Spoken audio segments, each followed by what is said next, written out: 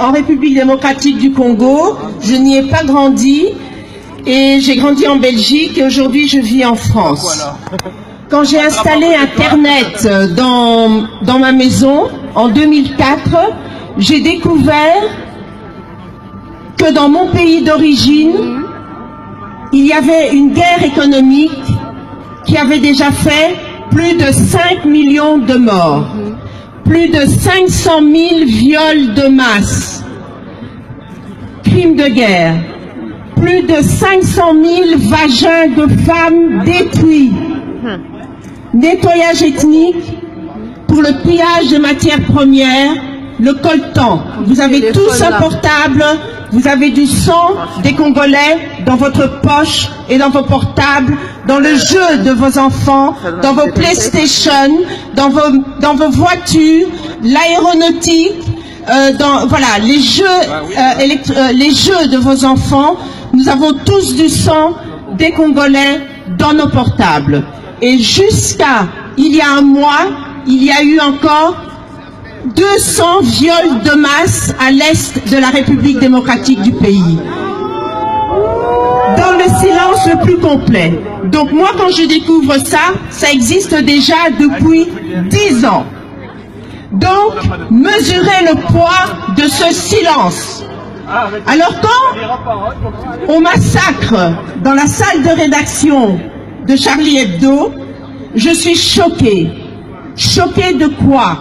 Choquée des mots qu'on utilise.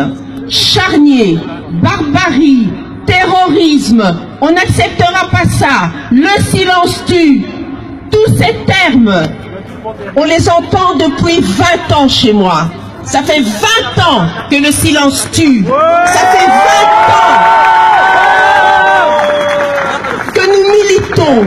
Ça fait 20 ans que pas un seul jour ne passe sans que les militants des droits humains de la République démocratique du Congo, 7 fois la France, 80 fois la Belgique, son pays colonisateur, n'envoient des SOS, des rapports aux Nations Unies, réclament un tribunal pénal international depuis 1993.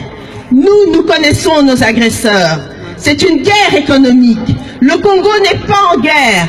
On tue, on massacre, on viole des bébés de 9 mois aux grands-mères de 70 ans passés.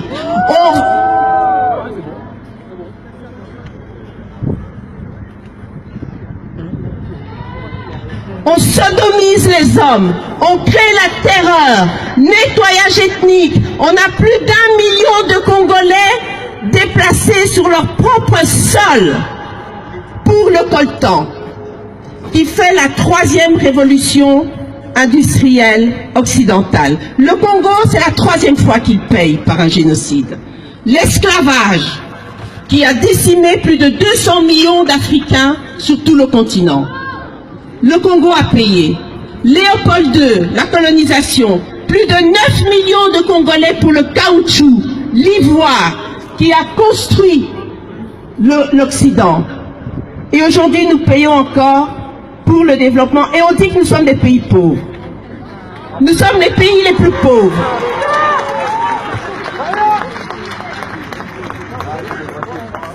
Donc, 20 ans de silence. 20 ans de silence à essayer de sensibiliser nos frères africains pour leur dire attention, ce qui nous arrive va arriver chez vous. C'est arrivé en Côte d'Ivoire. Avant le Congo, c'était le Soudan. Tout ça n'est pas du hasard. C'est arrivé en Côte d'Ivoire, au Mali. Maintenant, c'est la Centrafrique qui est au nord. Toutes ces divisions de nos pays, ce n'est pas un hasard. C'est vrai. Informez-vous. Ce n'est pas les masses médias qui vont vous informer. Ce n'est pas la voix de l'Afrique. Nous ne voulons pas du monde qu'on prépare. Je n'en veux pas pour mes enfants. Je suis française. Je ne veux pas de ça pour les petits Français. Je suis congolaise. Je ne veux pas de ça pour les petits. Toute cette haine qu'on prépare pour la génération future. Je ne veux pas que mon enfant, parce qu'il a la peau noire, demain, pour protéger la terre de ses aïeux, commence à s'attaquer à son ami d'enfance parce qu'il est blanc de peau. Parce que le fait, il est là. On nous réduit à cela. Refuser, c'est pour ça que je suis heureuse que ce soit des jeunes qui organisent cela. Il faut que les jeunes, il faut bouger, refuser ce monde qu'on vous prépare, parce que nos enfants ne se laisseront pas faire. On nous a massacré plus de 8 millions de morts, et les criminels sont venus ici dire « je suis Charlie ».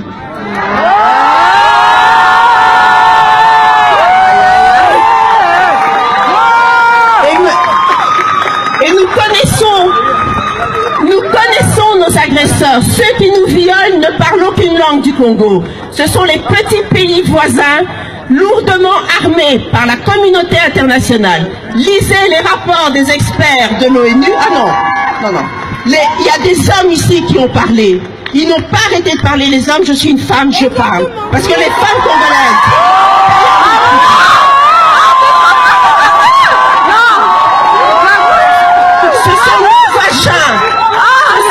Ce sont nos vagins qu'on détruit en République démocratique du Congo. Alors, le message que j'ai pour vous, parce que j'ai été à l'Est, de ces femmes de l'Est, de ces survivantes, elles vous disent, nos vagins sont fatigués. Elles ne parlent pas le français. Mais la seule phrase qu'elles vous disent, je vous demande de le répéter avec moi. Filmez, je vais le leur envoyer. Comme ça, vous direz que j'ai accompli ma mission. Nos vagins sont fatigués. Nos vagins sont fatigués. Nos vagins sont fatigués.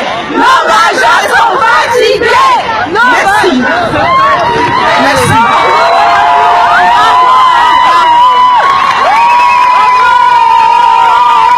Et tout cela, tous nos gouvernants sont au courant. Tous nos gouvernants sont au courant. Donc maintenant, nous devons demander des questions à nos élus. Pourquoi vous taisez-vous? Vous nous avez dit que pour Charlie, il ne fallait pas se taire. Pourquoi depuis 20 ans, vous vous taisez pour le cœur de l'Afrique? Parce que le Congo, c'est le cœur de l'Afrique. C'est la gâchette de l'Afrique. Si le Congo est libre, toute l'Afrique est développée. Je viens d'enterrer mon père qui a fait l'indépendance au mois d'août. Ils avaient 19 ans, 20 ans quand ils ont fait les indépendances. Ils étaient courageux. La grande responsabilité de la diaspora africaine, nous avons une immense responsabilité. Il faut avoir honte. La responsabilité des intellectuels africains, elle est ignoble. Nous avons honte. Ce sont nos enfants qui se lèvent aujourd'hui. Alors levez-vous, l'élite africaine. Il n'y a pas d'élite africaine en fait. Et parce que les peuples luttent, il faut voir ce qui se passe sur le terrain. Ils résistent. Et la diaspora a une grande responsabilité de soutenir ces résistances dans nos pays. Au Congo, ça bouge. L'islam extrémiste arrive au Congo-Kinshasa. Nous avons des musulmans à l'Est. Et nous sommes bien avec eux, c'est calme. Mais l'extrémisme arrive. Parce que la communauté internationale, jusqu'aujourd'hui, se tait, ne fait rien. Et les criminels se retrouvent avec un siège au Conseil de sécurité. Alors informez-vous sur les réseaux. Informez-vous sur les... Téléchargez tous les rapports des experts de l'ONU sur le site de l'ONU, RDC, et vous allez comprendre ce qui se passe dans tous les pays africains. Parce qu'en fait, c'est un seul grand pays, l'Afrique. Nous avons tous la même culture. Notre racine, c'est l'Égypte ancienne. Comme la Grèce est la racine de l'Europe. Hein? Mais il est parti chercher en Égypte. Donc j'ai fait du latin et du grec, hein, donc je peux en parler.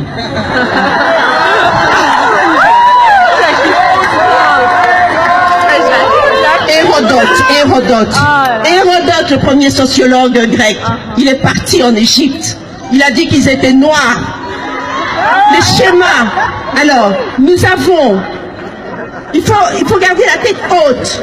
Nous sommes la mère de la spiritualité mondiale, du monde, de l'être humain. Retrouvons cela et relevons nos têtes.